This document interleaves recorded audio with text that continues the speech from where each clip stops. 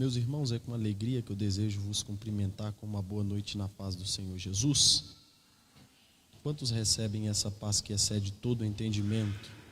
Amém? Evangelho de nosso Senhor Jesus Cristo, segundo escreveu o doutor Lucas, por ocasião, capítulo 7, versículo 11 e posteriores. Você que encontrou pode dizer amém? A palavra do Senhor está escrita: e aconteceu pouco depois ir ele à cidade chamada Naim, e com ele ia muito dos seus discípulos e uma grande multidão. E quando chegou perto da porta da cidade, eis que levavam um defunto, filho único de sua mãe, que também era viúva, e com ela também ia uma grande multidão da cidade. E vendo-a, o Senhor moveu-se de íntima compaixão por ela e disse-lhe: não chores. E chegando-se, tocou o esquife, e os que levavam pararam, e disse: jovem, a ti eu te digo, levanta-te. E o defunto se assentou, começou a falar, e a entregou à sua mãe. E de todos se apoderou o temor, e glorificavam a Deus, dizendo: um grande profeta se levantou entre nós, e Deus visitou o seu povo. Pai, esta é a tua palavra, tua maior revelação. Minha oração é que o Senhor continue falando conosco por intermédio da tua santa e tão poderosa palavra. Fale conosco mais uma vez, em nome do Senhor Jesus. Amém. Você pode se assentar com sua Bíblia aberta, por favor.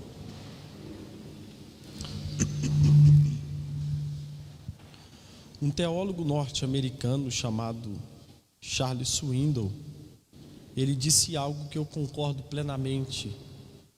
Swindoll disse que nós não temos 4 evangelhos, mas nós temos um único evangelho narrado sobre 4 visões, um único evangelho narrado sobre 4 perspectivas. Cada evangelista, ao escrever a obra de Cristo, ele se preocupa em apresentar a obra de Cristo segundo a sua visão, segundo a sua perspectiva. Quando analisamos o evangelho que Mateus escreve, percebemos que Mateus se preocupa em apresentar a Cristo na figura de um rei. Marcos, ao escrever sobre a obra de Cristo, Marcos se preocupa em apresentar a Cristo como sendo um servo. Lucas, ao escrever a obra de Cristo, se preocupa em apresentar a Cristo como sendo filho do homem. João, ao escrever sobre a obra e o evangelho de Cristo, João se preocupa em apresentar a Cristo como sendo o próprio Deus. João apresenta a divindade de Cristo. Em contrapartida, Lucas apresenta a sua filiação, Marcos apresenta a sua servidão, e Mateus, ao escrever a obra de Cristo, apresenta a sua realeza. Lucas, escrevendo a obra de Cristo, é necessário compreendermos a título de informação que, segundo os biblicistas, Lucas, ao escrever a obra de Cristo, ele está escrevendo sobre acontecimentos a um certo doutor chamado Teófilo. Há quem diga que Lucas escreve 2 cartas, ou divide o seu tratado em 2 cartas, a saber, o primeiro é o Evangelho, segundo ele mesmo Lucas escreve, e o segundo é o livro de Atos. Lucas, escrevendo este tratado e falando acerca das obras de Cristo, Lucas se preocupa em apresentar a Cristo segundo a sua visão. Lucas, escrevendo sobre a obra de Cristo, ele começa a nos contar uma história a partir da narrativa do versículo 11, que Cristo está chegando em uma cidade chamada Naim. É interessante que Lucas, ele nos dá algumas citações pertinentes à nossa meditação nesta noite. Lucas diz que quando Cristo chega na cidade chamada Naim, existem um grupo ou dois grupos de pessoas distintas que estão seguindo a Cristo. E Lucas diz que o primeiro grupo são os seus discípulos. O segundo grupo, Lucas chama de uma grande multidão. Eu acho interessante é que na narrativa dos evangelistas, Mateus, Marcos, Lucas e João, nós nunca percebemos inserirem discípulos dentro do grupo de quem é multidão. Nem tampouco percebemos inserir multidão dentro do grupo de quem é discípulo. Nós sempre percebemos na narrativa dos evangelhos que os evangelistas, eles prezam pelo princípio de diferenciar discípulos de multidão. E em contraponto também, consequentemente, distanciar o grupo de multidão de quem são os discípulos. Discípulos não se correlacionam com multidão, nem tampouco multidão entra no grupo de quem é discípulo. Eles distinguem, eles separam, eles fazem questão de enfatizar, estar seguindo a Cristo, os seus discípulos, mas também está o seguindo uma grande multidão, porque o grupo de quem é multidão não entra dentro do grupo de quem é discípulo. Há uma grande diferença entre ser discípulo e entre ser uma grande multidão. A multidão geralmente está atrás de Cristo porque ouviu dizer que ele faz muitas coisas. Então a multidão segue por aquilo que ele faz. Mas os discípulos não foram chamados para o seguir simplesmente pelo que ele faz. Mas os discípulos foram chamados para reconhecerem quem Cristo é. É necessário vos dizer que quem serve a Cristo só pelo que ele faz, nunca conhecerá quem ele é. Mas quem o serve em detrimento de quem ele é, ele apresenta as obras que ele faz. Me permita sair do texto para exemplificar. João no capítulo 6. Cristo multiplica pães a uma grande multidão. Em seguida ele passa até a outra margem do rio. Chegando lá, esta mesma multidão está o procurando, está o buscando. E Cristo vai olhar a esta grande multidão e vai dizer: vocês me buscam, vocês me procuram por causa do pão que eu multipliquei a vocês. Mas eu dou um conselho a vocês, e o conselho é que vocês não busquem da comida que perece, mas busquem da comida que permanece para sempre. Porque eu sou o pão vivo que desceu do céu. Vossos pais comeram por 40 anos do maná que desceu do céu, mas comeram e morreram. Agora o pão que eu tenho a dar a vocês, este pão não passa. O discurso é muito pesado, a ponto da grande multidão estar virando as costas para ele. Enquanto a multidão está o deixando, está indo, os discípulos chegam até Cristo e falam: mestre, não te preocupa que a multidão está o deixando?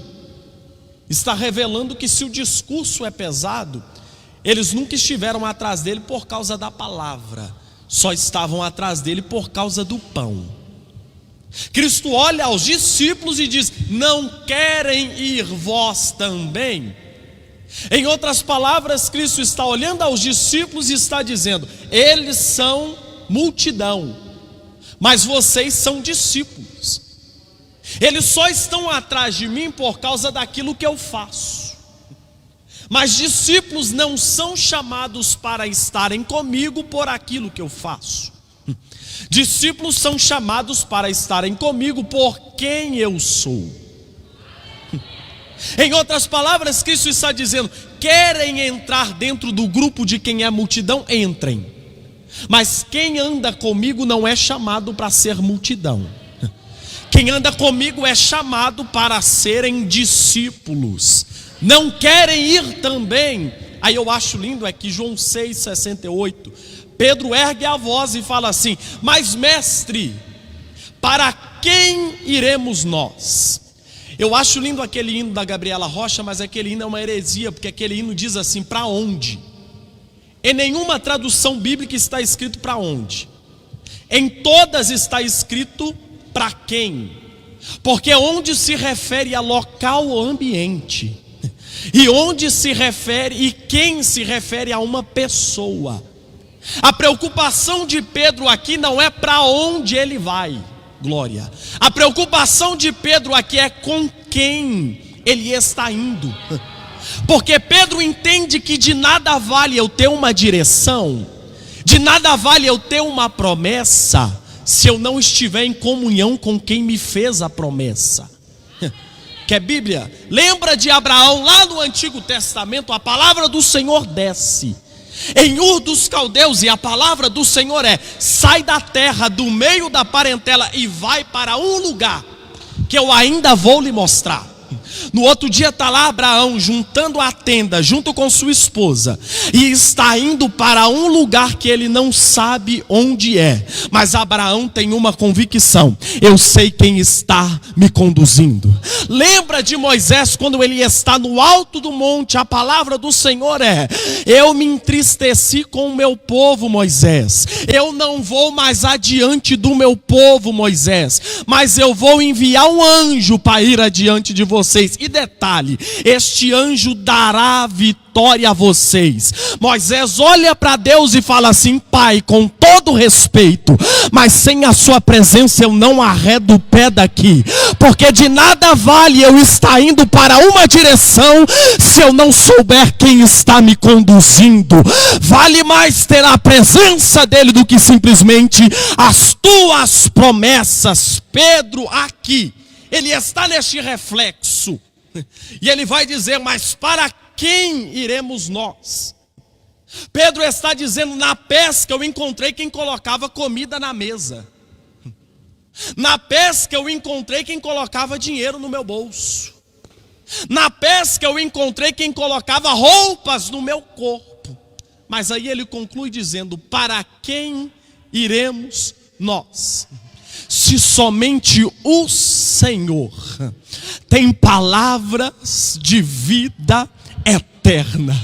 Pedro está dizendo: sabe esse pão que o Senhor acabou de pregar para essa multidão? Mestre, as minhas palavras são as seguintes para o Senhor: este povo só está atrás do Senhor por causa da comida que se acaba, mas desde que eu andei com o Senhor tem me dado um alimento que tem preenchido o vazio da minha alma. É o pão vivo que nos alimenta. Só que quando eu era criança, eu me lembro que minha mãe vinha com um aviãozinho na minha boca e dizia assim: Eduardo, abre a boca para poder comer, porque não tem como se alimentar de boca fechada.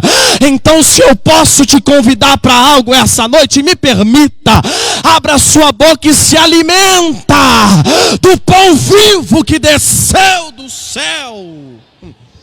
Ele é o nosso alimento. Multidão é multidão, discípulos são discípulos. Cristo está entrando com uma multidão e os seus discípulos na cidade chamada Naim. Eu acho interessante é que, se analisarmos este texto, percebemos que a cultura nos tempos de Cristo, segundo o Didaquê, existem alguns princípios que se devem cumprir ao perceberem um cortejo fúnebre se aproximando de você. O texto diz que Cristo está nos portões da cidade. saindo da cidade, está saindo uma mulher que já perdeu seu marido. Agora, por consequência, está indo enterrar seu único filho. Ela sai da cidade, Cristo entra, ela está saindo, Cristo está entrando. Se fizermos um paralelo, versículo 11, versículo 12, percebemos que existe uma grande multidão com a mulher, existe uma grande multidão com Cristo. Observe, existem aqui um paradoxo de multidão. Existem aqui dois grupos, e existe uma diferença nestes grupos. Porque um grupo de multidão está com Cristo, o outro grupo e a outra multidão está com a mulher que já enterrou o marido e está indo enterrar seu filho. Se observarmos a partir deste prisma, que existem duas multidões, que existem princípios da cultura e da lei para serem cumpridos, nós partimos do pressuposto em que Cristo, a cultura dizia que ao observar um cortejo fúnebre, você deveria de imediato interromper o seu trajeto, esperar aquele cortejo fúnebre passar. Em seguida você tinha duas opções, e a primeira opção era seguir o cortejo fúnebre, não em respeito simplesmente a quem morreu, mas aos parentes daquele que se foi. A segunda opção que você tinha em seguida do cortejo passar, você tinha a opção de continuar o seu caminho. Eram as únicas duas opções que se tinham. Mas a ordem de imediato era: interrompa o seu trajeto, espere o cortejo passar. A multidão que estava com esta mulher, certamente, eu posso assim conjecturar, que já estava acostumada, porque esta mulher já havia enterrado seu marido. É o trajeto que ela está fazendo pela segunda vez, se assim podemos pensar. Consequentemente, nos faz pensar que a multidão que está com ela está acostumada a ver este cenário desta mesma mulher que passa por este mesmo caminho, que atravessa este mesmo portão, carregando a mesma situação. Essa mulher sai da cidade, a grande multidão está com ela. Essa mulher está carregando a dor de um luto. Essa mulher está carregando a dor de uma perca. Essa mulher deve estar chorando amarguradamente. Eu posso pensar que a multidão está se compadecendo, se colocando no lugar dela. Assim eu penso, assim eu compreendo, que a multidão que está com ela carrega tristeza, a multidão que está com ela carrega dor, a multidão que está com ela carrega morte. Mas o texto diz que enquanto ela sai da cidade, antes de atravessar os portões da cidade, Cristo está entrando na cidade. Oh glória! E se a mulher carrega morte, aleluia, se a mulher carrega tristeza, se esta mulher carrega luto da perca, em contrapartida, Cristo está entrando na cidade. E há um reflexo de multidão aqui, porque a multidão que sai carrega tristeza, aleluia. A multidão que sai carrega a morte, mas a multidão que entra está carregando Cristo. Eu nunca vi na Bíblia Sagrada a morte passar diante dele. Aleluia. E permanecer de pé. Eu sempre vi a morte se colocar diante dele, olhar para Satanás no inferno e dizer: onde está, ó morte, o teu aguilhão? Onde está, ó morte, a tua vitória? A morte nunca prevaleceu diante dele. A multidão que sai carrega a morte, mas a multidão que entra está carregando o Cristo que disse: eu sou o caminho, eu sou a verdade, eu sou a vida, eu sou a vida, eu sou a vida. Eu levo-lhes dizer algo esta noite. A igreja foi chamada para andar por essa terra com uma esperança, e a esperança da igreja é levar vida por onde ela passar, levar esperança por onde ela passar. Eu estou sentindo Deus para liberar uma palavra aqui, e a palavra é para quem trouxe mão direita para jogar para cima, e a palavra de Deus para você que pode erguer a sua mão, para você que pode erguer as suas mãos. A palavra é: existe uma esperança, e a esperança está posta sobre você. Por onde você passar, você leva a esperança de vida, de vida.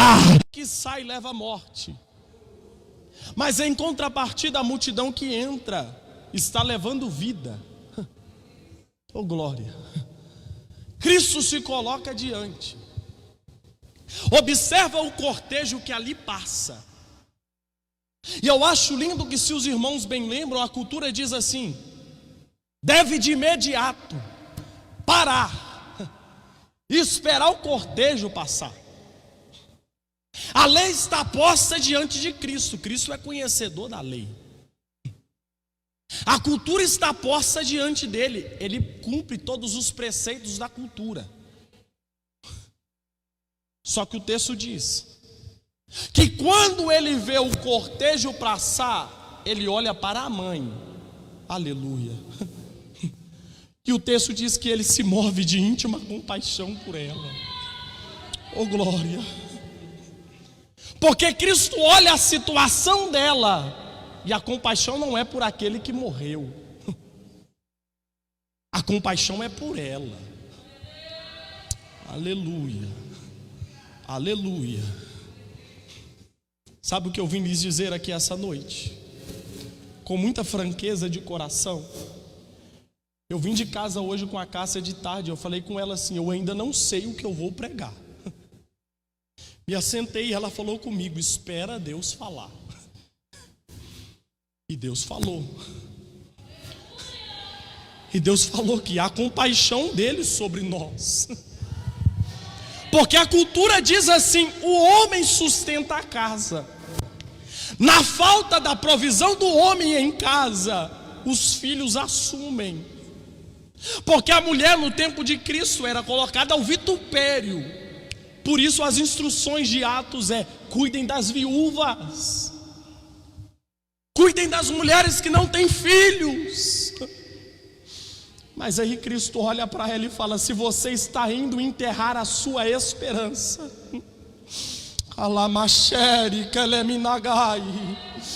eu vou mover de compaixão por você nessa situação.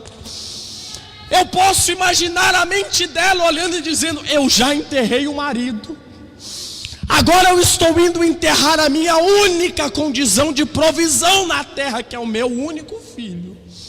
Aí Cristo olha e diz: a cultura está dizendo para eu não fazer, a lei está dizendo para eu não fazer, mas Cristo obedece até quando a lei e a cultura não bate de encontro à sua palavra. Deus só respeita a lei do homem até onde ela não entra em confronto com sua palavra. Cristo é o mestre em quebrar protocolos. Oh glória, eu estou sentindo ele. Cristo é mestre em quebrar paradigmas, quando estes paradigmas confrontam a sua palavra. Cristo não quebra princípios, mas quebra protocolos. O protocolo está olhando e está dizendo: para e espera o cortejo passar. Mas ele olha para a mulher e diz: por você eu vou quebrar o protocolo, por você eu vou colocar a lei de lado. Oh, glória a Jesus. Ele se move em direção ao cortejo. Eu posso imaginar que quem não conhecia está olhando e está dizendo: está indo quebrar a lei. Mas quem o conhece, que são os discípulos, estão olhando e está dizendo: está ele mais uma vez indo fazer milagres. Quem não conhece ele está olhando e está dizendo: está quebrando a lei. Mas quem conhece ele sabe onde a lei, onde o protocolo se coloca de pé, nós temos um Cristo que, se for preciso quebrar o protocolo para poder abençoar alguém, ele quebra o protocolo para abençoar. Talvez a lei do médico já assinou e disse: a doença está aí, é necessário curar. A doença está aí, é necessário tratar-se. Mas eu estou pregando um Cristo essa noite, que, se for preciso ele quebrar o protocolo para poder te abençoar, ele quebra o protocolo para te abençoar. Eu estou pregando um Cristo essa noite, que talvez o juiz já liberou a sentença, talvez o advogado já olhou para você e já falou: não tem mais jeito, não tem como resolver a situação. Mas eu estou pregando um Cristo essa noite, que, se for preciso ele quebrar o protocolo para abençoar a sua vida, ele se move, quebra o protocolo para poder abençoar. Oh glória, oh glória. Ele quebra o protocolo, interrompendo o cortejo. E eu acho lindo é que ele resolve tudo com o poder da palavra. Calamachere, calabagaia. Não existe outro subsídio. Somente ela é suficiente.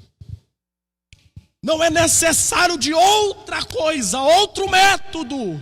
Somente a palavra é suficiente.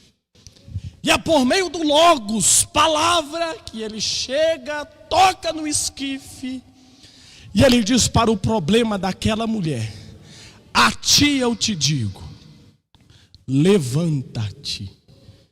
E eu acho lindo é que o texto diz assim: e o jovem se assentou. E o que ele fez? Liberou aquilo que ele ouviu. Começou a falar. Meus irmãos, uma criança, quando nasce, a maior evidência que ela tem vida qual é? Quando ela chora. A primeira coisa que o jovem faz após se assentar é começar a falar, para dizer: a vida chegou. Oh glória, a vida chegou.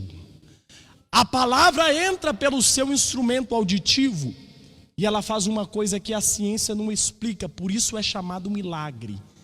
O que a ciência explica não pode ser chamado milagre. Me explica o que acontece? Não sei. Só sei que pelo poder da palavra ele faz. Então eu não estou pregando para pessoas comuns. Eu estou pregando para quem crê no incomum de Deus. Você recebe o incomum de Deus sobre a sua casa? Você recebe o incomum de Deus sobre a sua família? Você recebe o extraordinário de Deus sobre a sua casa? Crente pentecostal, quando ouve algo que ele acredita, ele tem que responder, dizer amém. Responder dizendo eu creio, responder dizendo eu recebo, responder dizendo é forte, aleluia, responder dizendo glória, responder dizendo eu recebo. Às vezes um levanta a mão, agarra em cima porque sabe que a bênção é grande, mas quando recebe algo dizendo o extraordinário de Deus vai te alcançar, você não pode ficar da mesma maneira, porque o extraordinário vai alcançar o que é simplesmente comum. O incomum vai alcançar a sua casa. O extraordinário, o incomum, o relevante de Deus vai alcançar a sua casa. Você crê? Pode colocar de pé, pastor. De pé comigo, por favor, nós oramos para encerrar. Vocês vão cantar? Eles vão cantar? Vai cantar? Tá meio músico hoje. Eu quero. Tem gente recebendo o incomum de Deus aí, hein? Ô glória. Eu estou pregando para mim mesmo, porque eu já tomei posse aqui. Aleluia. Você pode fechar seus olhos, por favor? E nós encerramos com esta oração. Eles entram cantando. E à medida que eles cantam, eu creio que Deus irá abraçar a sua vida. Espírito de Deus, não preguei outra coisa que não seja a tua palavra, porque eu creio no poder que há nela. E o Senhor não precisa nem de mim para estar aqui. O simples fato de qualquer um daqui que estamos entrar aqui e expor a sua palavra, o Senhor é suficiente para fazer. A minha voz tem poder de ir somente até um instrumento auditivo, mas a palavra que eu preguei tem poder de ir até o coração. Ela é machouri calabagaia xandere manaragai. Oreminaser que menevachoubi kamagarra serkaha. Deus está dizendo no meu coração e eu faço conforme Ele me ordena. Há pessoas que entraram aqui que você estava como esta mulher, indo em direção a um sepulcro depositar seus sonhos.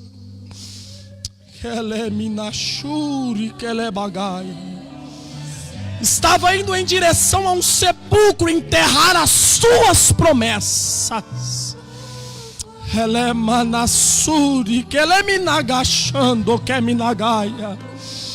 Mas o Espírito da vida passeia no nosso meio agora.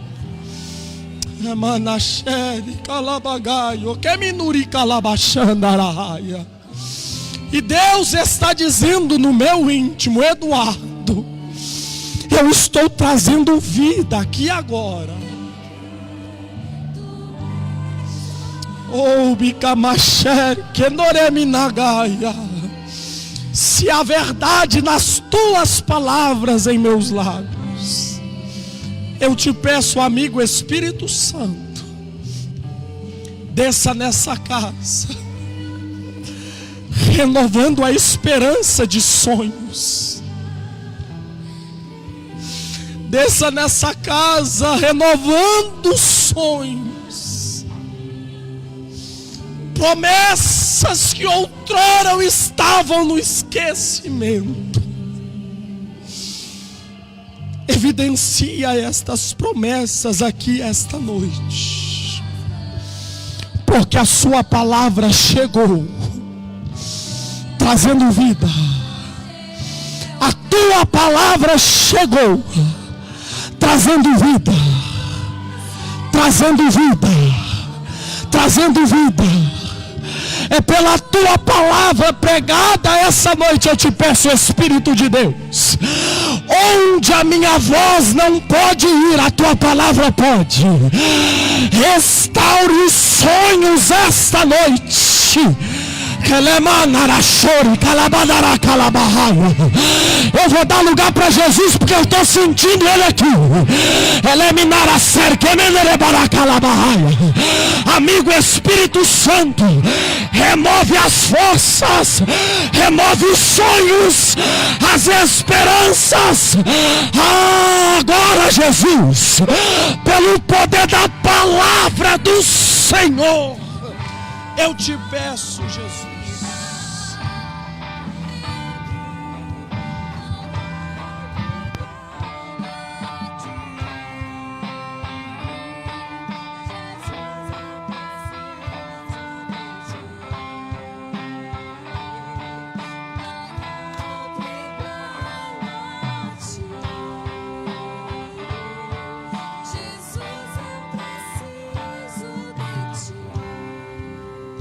Cante. Nada é impossível para ti. Cante.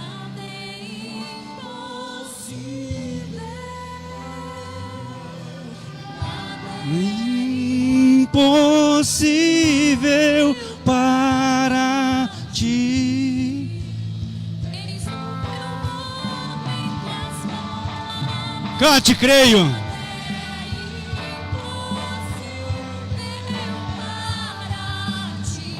Nada é impossível. É impossível para ti. Tens o meu mundo em tuas mãos, que tu és a viura. Creio que tudo para mim.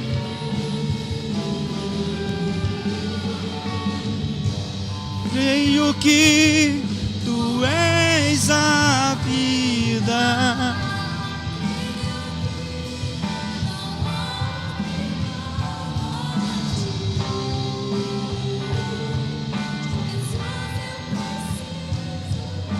Aleluia. Glória a Jesus. Nós vamos orar. Se alguém quiser vir aqui à frente para dar um passo de fé e receber oração, pode vir. Em nome de Jesus, essa igreja vai orar por você. Pode vir crendo que Deus é poderoso. Todas essas causas, irmãos, aqui, a Bíblia diz que aquilo que é impossível ao homem é possível a Deus. E a palavra que a gente recebeu hoje aqui foi uma palavra que Deus pode fazer o impossível. Nós vamos orar pela cunhada da irmã Sudari. Ela está no CTI em Curvelo, também se recuperando desse processo. Essa semana foi uma semana difícil.